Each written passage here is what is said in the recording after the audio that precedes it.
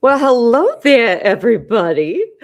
It's me and Doug. It's true, wearing matching sweaters. We just thought we'd dress up for you guys. Actually, no, we were gonna wear like onesies to go to bed, but I actually have to go to work after this because I've got to go, live tweet this and live blog it for the Times of London in their Midtown offices. So after I get out of here, boom, that's where we go. It's also why my hair's up. I don't want to hear it. Anyway, the turd bird, aka Doug, well, he can also put his little hoodie up. He's just kind of blending right in. I love it. And now, yeah, let's get into the Oscars, shall we? Because this has been a hell of a week for everybody in LA. Now, everyone thinks, oh, the Oscars, blah, blah, blah. It's like these 6, 10 people. No, it's everybody in LA. I used to have to go out for this for 10 years. So let's get into what happens the week before, shall we? It's pretty fabulous. You got all the swag bags because let's be real clear. There's nothing rich people love more than free stuff. And there are, they go everywhere, whatever. Every hotel has swag suites, all right? Every single house that is for sale is rented out for the week so they can do these. It's kind of nuts. Oh, hi, North London. I love you too. So I love this one because apparently there's a product called Spooge, Protect Yourself, that people got for free. And no, it's not sexual. It's an SPF. It's mildly effing hilarious. But the funniest thing is, so this happens all the time at every award show, and I will never forget. I think it was like Sundance 2010. There was Ted Danson from Cheers, now from a bunch of other stuff, posing with a toaster so he could get it for free because all you got to do is be like, look, oh, and then the toaster company can sell stuff off of you. I know Doug's a little pissed because there's no doggy sweets, but what can you do? I'm going to give him a stick so he stops getting all nervous and weird. But no, sorry, you got to eat it up here, Turd Bird. That's his nickname, Turd Bird. I love him so much. Anyway, this year, the funniest thing, they have people who make a living off of okay, he's going to go eat his stick. All right. He's done with us. He desperately wants his stick. I mean, God bless him. Such a demanding little guy. I mean, he wants organic kibble. He wants that farmer's dog stuff. My God, he's worse than a Hollywood starlet. Anyway, so they have people who actually make a living off of this. They pay themselves hundreds of thousands of dollars, blah, blah, blah, to literally just collect stuff and give away to celebrities, VIPs, and influencers. Oh, I hate that term. So this is the one. And we all know that this year, the goodie bags, the official Oscar giveaway goodie bags are worth $350,000, right? And they're kind of getting with the times because they're offering free lipo. And they're offering plastic surgery. And they're even offering a free prenup. Hello, Timothee Chalamet and Kylie Jenner. Although I don't know if those two are going to make it, but who cares? God bless them where they're at. So this guy, his name is Larry Fash, and he puts together a big old bag. And let me tell you what some of these are, all right? Because again, it's galling. These people have more money than you and I will ever make combined in their lives. And they get stuff like, they get t-shirts with an anti-ice message. Of course. They're getting a state-of-the-art electric flosser. It's hilarious. We'll get into some of the other stuff later, but yes, I remember once getting a free toothbrush, and I was like, okay, I guess. It's ridiculous. They get like trips, a glittery hydro jug, and yeah, he gives out all this weird stuff. Trips to Ibiza, trip to Costa Rica. Then you got another woman, Natalie Dubois of Dubois Pellin and Associates. She's been in the gifting industry for 2 decades and says celebrities have everything. So you want to intrigue them. You want to surprise them. She really deals with traditional luxury brands. All right. So, yeah, she does stuff like Gucci and Fendi and Chloe's sunglasses and Chopard jewelry. I'm not kidding. You and I walk into these stores and it's like $30,000. And then they're just like, take it for free. Now, another thing is, just so we're clear, jewelry is always a bad investment unless you get really like JAR, certain Cartier, whatnot, because once you take it out of the store, it's only worth 10% of what you laid down. Okay.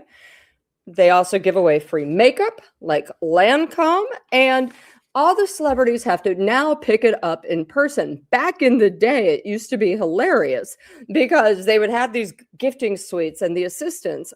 Oh, my eye is going to tick so badly. The assistants would show up and roll their way back to Ensenada with it. I mean, amazing how much stuff went missing. They also now give out luggage. So when they have them in the hotels, you can go to the suite, get the luggage, fill it up so you don't look like a big old grifter. I mean, it's hilarious. You can just look like a guest. Wink. In the same hot pink suitcase, whatever, that everybody else has. Now, the big gift bags you do have to pay tax on, but the smaller gifting suites, you don't necessarily have to pay taxes on it because it's very, very under the table. Like, here's some Chloe sunglasses. Here's a Chopard pin, So it's all, everyone is in a tizzy. We're talking morning till night. The phones are ringing since it's Sunday now. Since last Sunday, people are on the run in LA going from gifting suite to gifting suite to you name it. Now, they also, at night, that's during the day. At night, you've got the pre-parties. Every night this week, there's been some serious partying. All right. It's insane. You had Giorgio Armani opened up its Rodeo Drive store, so everyone went. And of course, if you went, you wore free Giorgio Armani. You got some Armani stuff. So of course, you want to go, right? Although now that Giorgio Armani is actually dead, I don't know. It could be like Chanel, and we're going to get into that freaking Michigas in a minute. However, heated rivalry guys, Francois Arnaud and Robbie GK went. So did Carrie Condon, blah, blah, blah. You had John Hamm. John Hamm has been out a lot. Now, he is not nominated, but that guy is collecting coinage all around town this entire week. You had Ali Larder, Minnie Driver, Macaulay Culkin there. I mean, Home Alone. It was amazing. And you also have the big agency. So CAA does their big party. The head of CAA is this guy named Brian Lord. I actually like Brian Lord. I think he's pretty awesome. And they always have the big super snooty party to get into. And it was pretty good. Again, the heated rivalry guys went. It was at the living room.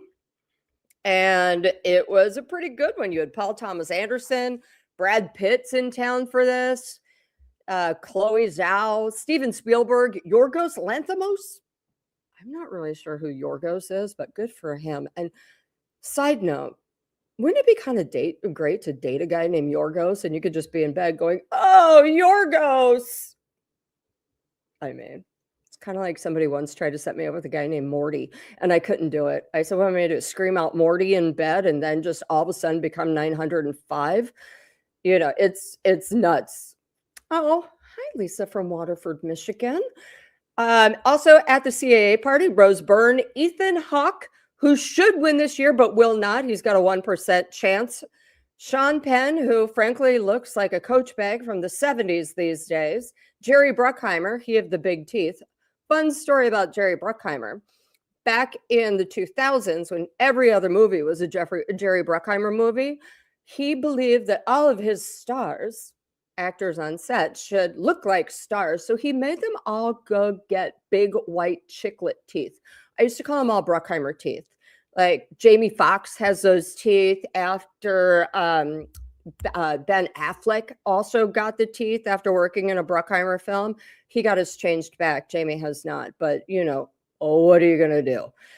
Anywho, Mick Jagger stopped by. Why is Mick Jagger there? Mick Jagger and his like 30-year-old fiance. I don't know if they'll ever get married. He'll probably pull a Jerry Hall where they get married, wink, wink, but it's not actually legal. You know, Mick Jagger, BT Dub, is one of the cheapest people in the universe. God bless him. Don't ever go for a beer with him. He'll stick with you with the bill. Then, next night, you had WME, William Morris Endeavor, headed by ye old R. Emanuel. God bless him. The guy who's mentioned in the Epstein files. Love him. And they took over the Chateau Marmont on Friday night. Chateau Marmont's a big place for parties, and we'll see why in a minute. And they toasted Tayana Taylor. She's a client. Michael B. Jordan, Ryan Coogler, Josh Safdie, Ruth Carter, Wagner Moore, Audrey Nuna, and they included music from saxophonist Blake Krause. I'm not really into saxophone music, so don't get too mad at me if I don't know who he is. Tom Holland, Chris Rock, Barry Keoghan, Javier Bardem, Kristen Stewart was there, Tobey Maguire, and a couple Olympians. Because why not? Everybody loves an Olympian, right? I gotta love it.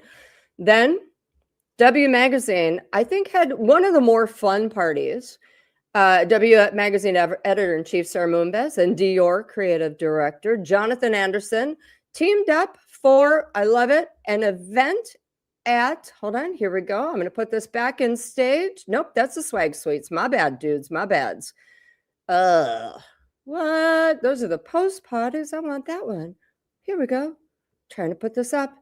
Anyway, there we go. Oscar pre-parties. So that picture of the people dancing with my little face over it, that was the Dior party. All right. And I was at Mr. Chow. It turned into a big old karaoke bash, which thank God. I have been to some of these parties and they're tedious because it's all work. Like the Barry Diller, Diane von Furstenberg party. Now, every year they have this party at their house in Beverly Hills. It is, to die for. They have a tree growing through their roof in the middle of their house. It is so chic. I don't know what to say. I was there one year and I ended up talking to the head of a larger agency for quite a while, actually. He was pretty nice. Horrific breath, though. Very bad breath. And you can't really tell someone, check your breath, especially when they're head of a big-ass agency. Anyway, all the big guys go. All the billionaires show up, all the heads of studios, all the heads of you-know-what. They all go, they schmooze. This is the party where they do the deals, all right? CAA is to celebrate their clients. WME is to celebrate their clients. Dior is to do, give out free stuff. Same with Armani. Barry Diller and the Von Furstenberg party, that is the party where billions of dollars gets floofed around, if you know what I mean. This year, it was co-hosted by Demi Moore, Jane Fonda, Nicole Avant Sarandos, aka Netflix guy's wife, Ted Sarandos' wife. They all want her there. Trust me, the leg humping was fierce in that.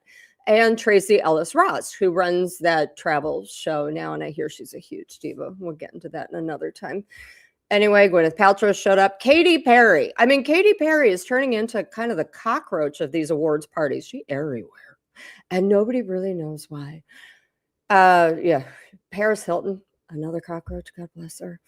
And they go in, they go out, they eat foie gras, they have caviar, they blah, blah, blah, all that stuff. Vanity Fair also had a pre-party, and it was at Bar Marmont, also at the Chateau Marmont. But the party I want to talk about is this one. Hold up. I am going to try to find this because holy fuck balls, excuse my language, it's this party, the Chanel party. Chanel had a party and all these people show up. And of course, Lauren Bezos Sanchez, you had Jesse Hempley there, all this stuff, Lily Depp Ross. And they all show up wearing Matthew Blazy's Dior, which I don't know. Tell me what you think, but here's what I truly think. Matthew Blazy's Dior kind of looks like a Temu version of Love Shack Fancy. There is no tailoring. It just looks cheap. It looks cheap. It's horrible. It's like, okay, little spaghetti strap dresses, fine. We can get that anywhere. And it's like the materials don't even look good. You're just like, ugh. And then there's Lauren Bezos, Sanchez Bezos, whatever her name is now, Lauren Bezos. She dropped that Sanchez real fast. I would too, to be fair. But, I mean, God bless her. God bless her. But the stuff, it's not good. I am starting to lay money on how long Matthew Blasey stays at Chanel because even with all those free clothes, they look like they should be free. They look like you could spend $19.99 and get a better version, again, on Temu or Love Shack Fancy. No good. No good. I know we want Doug. Doug is off chewing a bone. Don't worry, I'll get him back because BT Doug hated it too. I showed Doug these photos and he literally vomited on my carpet, which is not cool because I keep telling him, dude, if you got to puke, do it on the hard floor. Never listens. That kid. I love him so much. Oh God, he's the best. Now we're getting into the nominees. All right. We're going to go to, well, it's the one that everybody cares about. All right. And we all know that, unfortunately, fortunately, I think Michael B. Jordan, he's got the highest chances. It's 54% on Polymarket. Timothée Chalamet fell down to 32% after, Bog, Ballerina Operagate. However, I still think he's in it. Even though everyone is annoyed to tears by this guy. Even before the ballet opera comments, people are like, dude, you are so arrogant and annoying. And meanwhile, he tried to play it off like, I'm just channeling Marty Supreme and my character. And you're like, dude, you were just as annoying and arrogant during the race for a complete unknown. So no, I don't think so. No, the only thing we really want to know, because by the way, it's all a win-win. Again, I've said this before, I'll say it again. If he loses, we get to see Timothée Chalamet implode on the spot. And if he wins, we get to see the audience basically boo, hiss, biss, and go like this, looking like they've eaten a rotten egg while they do the smallest, slappiest clap ever, which I think is fabulous. Also, who's he going to bring? Kylie or his mom? I think he might bring his mom because the Oscars is a classy event, and he's been bringing Kylie to the fun events, and the classy events he brings his mom to. But then again, Oscars already voted, so he can bring who he wants. Kylie? Who knows? Either way, we'll all get a good shot of her chest because that girl can't keep it under wraps. She's like a Sanchez Bezos girl, and I love her for it. You got it. Flaunt it. Okay, I gagged a little on that one. I'm so sorry. Meanwhile, we got director Paul Thomas Anderson. Yeah. He's a 92% chance to win, so I'm not messing with that one. And then for the best pick, unfortunately, it's One Battle After Another, which I just find insufferable. Should have been Sinners. I really find One Battle After Another insufferable. It was like it was put together by like a really woke AI person. And then they slapped it together and they're like, Oscar bait. The only thing they were missing was a Holocaust reference. And there might have been one in there, but I fell asleep. So there you go. Hideous. Hideous. Oh my God, someone says I remind them from FFAB. Thank you. I love you so much.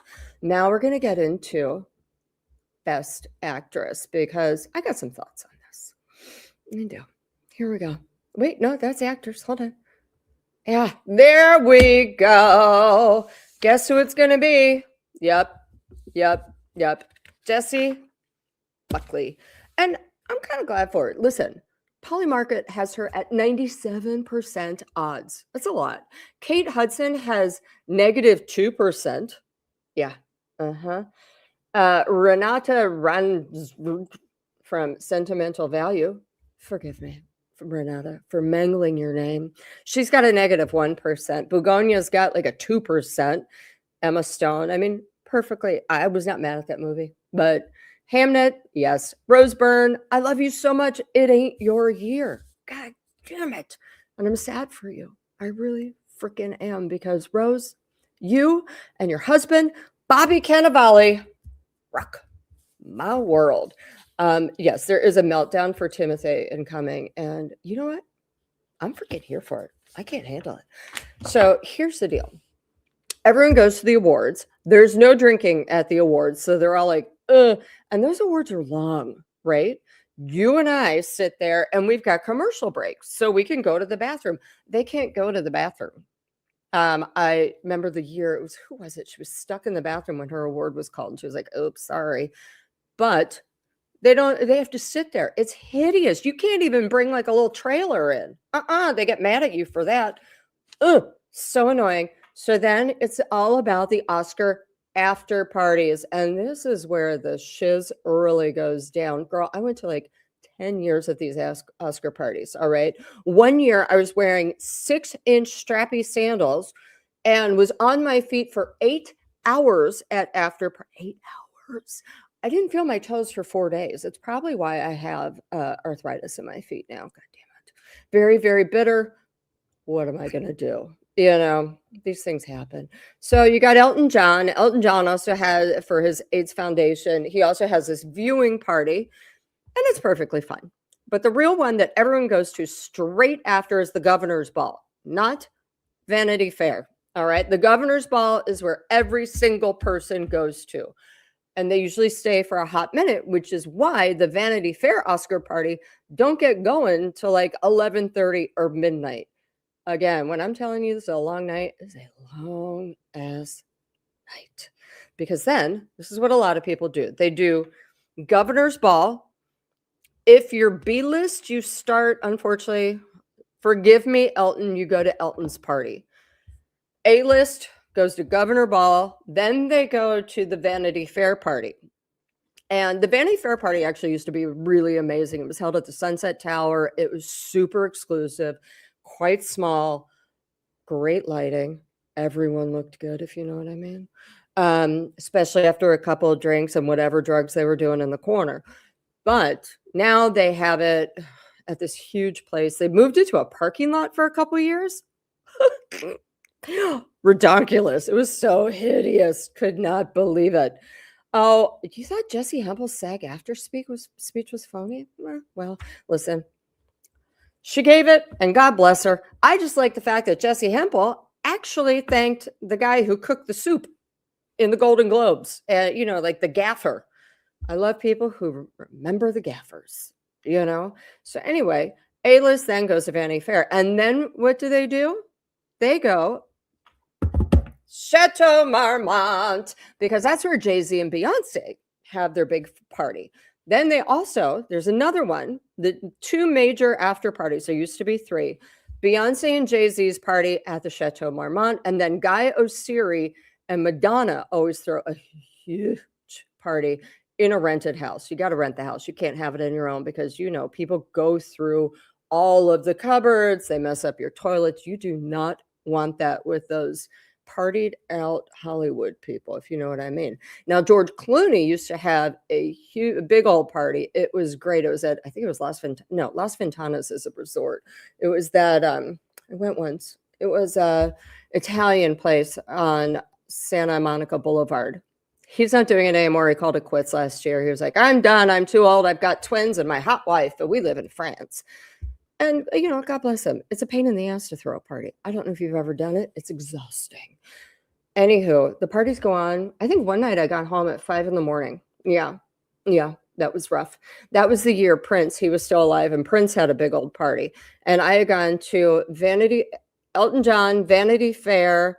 Then I went to Madonna, Guy Oseary. And at the time, a bunch of like young, hot agents. I think Patrick Whitesell was having a party. So I went there and then went to Prince's party, which just got, I mean, I can't tell you any of the stories. I'm so sorry. First of all, because I'm not sure if I remember them. Thank God I wrote it all down at the time. I was like, but you know, it was a very Patsy and Adina evening. I think I ended up in a closet locked there. Like, what? Very South Park, trapped in the closet, except for someone finally let me out. Thank God. But it did get crazy. And the whole thing about tonight is a lot of people are like, who cares? Blah, blah, blah. Billions of dollars are centered around this evening. The movies, the movie industries, the parties, the giveaways. While we're all laughing our butt off at a free prenup, everyone in LA is talking about that divorce lawyer. We're all laughing our butt off at the free lipo because, let's be honest, they're all on Ozempic. And I wrote about this in my Substack. I did some blind items. There is one Oscar-nominated actress, not this year, but she will be in attendance tonight, who actually doesn't have any of her own hair left because she's been so anorexic for so long, she lost her hair. So she's got a great weave maker, though. Superb. Because you would never know. But yeah, all this. So it is hilarious that they're all getting free liposuction. Where the hell are you going to where are you going to take the fat from? There is no fat left. It's insane. What they really should have done is facelifts because all the faces are sagging and they need to pull them up. You know, the loose skin. It's not pretty. So everything goes into that. And of course, we all talk about it. We all watch it. The numbers are there. So economically, this is a huge, important night, not just for LA and California, but frankly, for America. It does set the trends. And hopefully I'm thinking that we reject the Chanel trend. I can't stand Love Shack Fancy. It is just like, it's like a freaking kid. You remember those, you dip them in and it was all sugar. It's like a kid just took all the sugar and drew like a floofy dress. That's Love Shack Fancy to me. And Chanel now looks like that. The Timo version. It's so goddamn sad. Stay here. I'm gonna get Doug for goodbye. Hold on. Oh, he came back. Oh my God. So Doug, this is our boy. And he's not going to be with me. I'm going to have to let him actually watch on his own because I have to go to the Times of London offices to live blog. I know. He's not very happy being held. He likes to just lie, you know, sometimes on my head while I sleep. It's like a very hot furry hat, but you know, it's okay. And yeah, Doug can't stand that Chanel collection either. Doug also does not want any liposuction, although frankly, he's getting a bit of a crotch gut, but we're going to work on that. You know, it's okay. It's okay. We've gone through a little doggo pause. It's menopause for dogs. It's okay. It's going to be all right. And anyway, let me know what you guys think. Also, what I would love, drop who you think is going to win tonight. Oh, I love his cable knit sweater too. I got it because it matches mine. I'm kidding. I got this one years ago and then I saw that and I was like, oh my God, Doug, and it's got a little hood. Yes, I have turned into, this is my last thought for the day, everything I ever made fun of or mocked, I have turned into. I am a woman of a certain age with no children and a dog who wears matching clothes. All right, guys. Thanks. Love you. Bye.